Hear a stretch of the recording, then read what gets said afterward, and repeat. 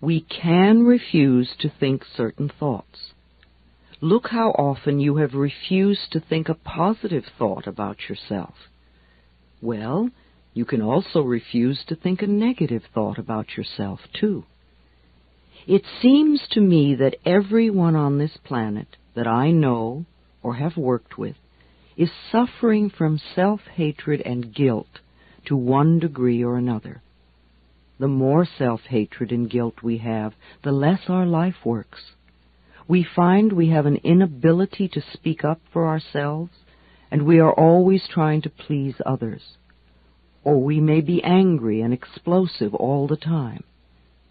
The less self-hatred and guilt we have, the better our lives work on all levels.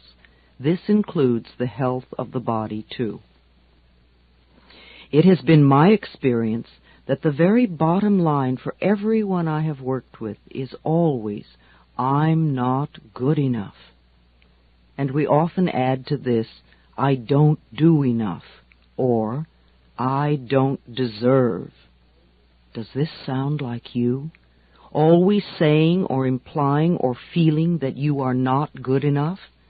But for whom? And according to whose standards? Now, if these negative beliefs are very strong in you, then how can you possibly create a loving, joyous, prosperous, healthy life? Somehow your subconscious beliefs would always be contradicting these objectives and making sure you do not obtain your goals. I find that resentment, criticism, guilt, and fear cause more problems in our bodies and in our experiences than anything else. These feelings come from blaming others and not taking responsibility for our own lives. You see, if we are all 100% responsible for everything in our lives, then there is no one to blame. Whatever is happening out there is only a mirror of our own inner thinking. I am not condoning other people's poor behavior, but we must realize it is our beliefs that attract to us people that will treat us that way. If you find yourself saying, everyone always does such and such to me, criticizes me, ignores me, takes advantage of me, or abuses me, then this is your pattern. There is some thought in you that attracts this behavior.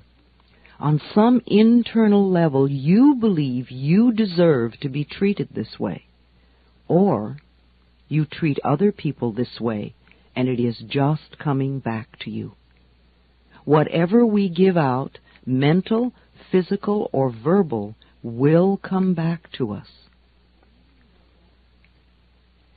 When we no longer think or behave this way, the other people will change their behavior, or they will go and do that to someone else who believes they deserve it. You will no longer be attracting the experiences you say you do not want. Whether we want to change a life experience or a physical problem, the place to begin is to say so. Literally say, I am willing to release the pattern within me that is creating this experience or this condition. You can say this to yourself over and over every time you think of your illness. Say this with me now. I am willing to release the pattern in me that has created this condition.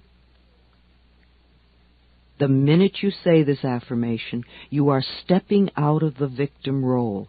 You are no longer helpless. You are acknowledging your own power.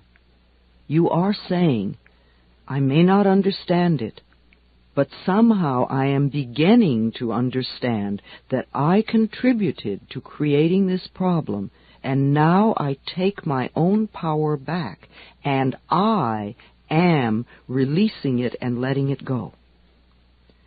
What a powerful statement to have your subconscious mind supporting. As I said, resentment of others, criticism of ourselves, guilt over the past, and fear of the future are the most damaging mental thought patterns we can have. This kind of internal dialogue creates and maintains dis-ease in the body. These thoughts can destroy the body. Fear can contribute to baldness, ulcers, colon problems, and even painful feet, among other things. Criticism, as a permanent habit, can often lead to arthritis in the body. Resentment, long held, eats away at the body and becomes the dis-ease we call cancer. Guilt always looks for punishment and creates pain. Fear comes from not trusting the process of life to be there for us. You know, the most precious thing in our life is our breath. If you did not take another breath, you would not last 3 minutes. Yet you have such faith that your next breath will be there, that you don't even think about it when you exhale. Now, if the power that created us has given us enough breath to last for as long as we shall live, can we not begin to trust that the rest will also be provided for us? The next time you are frightened, think about the abundance of air and say, I trust the process of life to take care of me. Whenever someone is in pain, I know they have created a lot of guilt for themselves. Chronic pain comes from unrelenting guilt, often so buried that we are not even aware of it anymore. This guilt must be dissolved before the pain can be eliminated. Guilt is a totally useless emotion. It never makes anyone feel better, nor does it change a situation. Your sentence is now over. Let yourself out of prison. Anger combined with guilt often contributes to accidents. The degree of physical damage lets us know how severely we felt we needed to be punished and how long the sentence. Where this pain occurs in the body gives us a clue to which area of life we feel guilty about. Critical people often attract a lot of criticism because it is their pattern to criticize. They are often cursed with perfectionism, the need to be perfect at all times in every situation. Do you know of anyone on this planet who is perfect? I do not. Why do we set up standards that say that we have to be superperson in order to be barely acceptable? That is such a heavy burden to carry. When I was a little girl, I had a very difficult childhood. My parents divorced when I was 18 months. I was raped when I was 5. I became a battered child and grew up in the Depression. My mother was very much a victim, and my stepfather constantly expressed his own brutalized childhood. I grew up having a lot of resentment. I had to create cancer in my own body before I was willing to begin to release that resentment. I am certainly not condoning the behavior of any of the people who mistreated me. However, for me to spend a lifetime just running the old movie, feeling blame and anger and resentment, is not doing me any good in the present moment.